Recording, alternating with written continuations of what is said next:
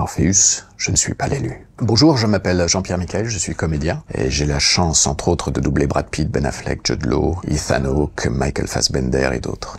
Brad Pitt, bon, c'était pas la star que c'est aujourd'hui, mais il était quand même déjà dans la catégorie des jeunes qui montent très très fort. Il a eu plusieurs voix avant moi, il en a eu même encore une fois que j'ai commencé, différentes. Et puis, au fur et à mesure, en fait, c'est le public qui fait ça et les retours que les gens, j'imagine, ont en voyant le film, en se disant, bah oui, ça colle vraiment, quoi.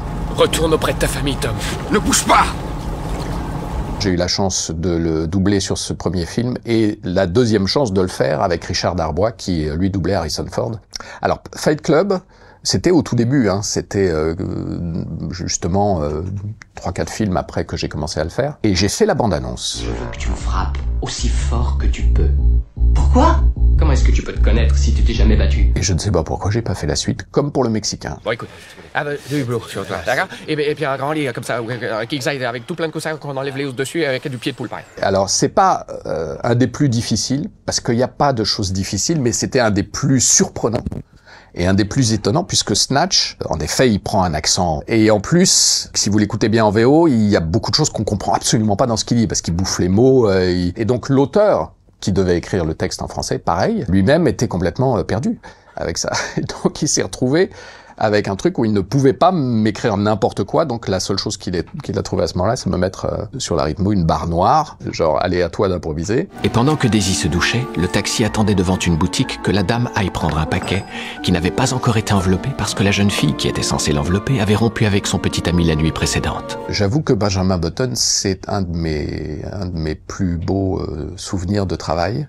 Ne serait-ce que parce que dans l'expression qu'il a, au moins 50% du film est en voix off, et donc il y a tout ce travail que j'ai dû faire et qu'on a fait avec le directeur artistique là-dessus sur cette émotion-là qui vraiment pour le coup que donne la voix et qu'apporte la voix à la narration. Donc ça, c'était un des très beaux souvenirs. C'est un des films de lui que je préfère. C'était le film avec Pacino, L'associé du diable. Mieux vaut régner en enfer qu'être esclave au paradis, c'est ça? Pourquoi pas? Il voulait absolument être avec Pacino. Pacino était cher. Et donc les mecs avaient du mal. Il a dit, je donne une partie de mon cachet, mais vous allez prendre Pacino et je veux travailler avec lui. Il avait énormément de textes, donc c'était, je me souviens des grosses journées, mais c'était passionnant à faire en plus. Déjà parce que le film était super. J'ai vraiment beaucoup aimé ce scénar et l'expérience était belle. Et ensuite, ben voilà, ça se fait sur un film, on me rappelle pour un autre, et puis ça s'enchaîne. Trinity! Aide-moi! Matrix, alors non seulement le scénario est difficile, donc quand t'en as que des bouts, tu comprends pas tout, mais alors en plus, quand le film est pas prêt, tu comprends encore moins. C'est-à-dire que la moitié du film, il y avait encore les fonds verts, les effets spéciaux pas terminés, sur les visages, sur les trucs, les changements, les scènes d'action, la façon dont ils étaient filmés était tellement différente de ce qu'on voyait à cette époque-là. Il était tellement plus raffiné dans les combats, dans l'image, la couleur de l'image, parce qu'à l'époque, sur le premier, on avait encore un petit peu d'image qu'on pouvait voir, parce que sur la suite, je n'ai rien vu des films. Quand on joue le film, on commence à comprendre tout ce qui se passe et tout ce qui se raconte, et donc ça, c'était super intéressant, ouais. J'en veux un pour la journée et un pour la soirée. Quel style?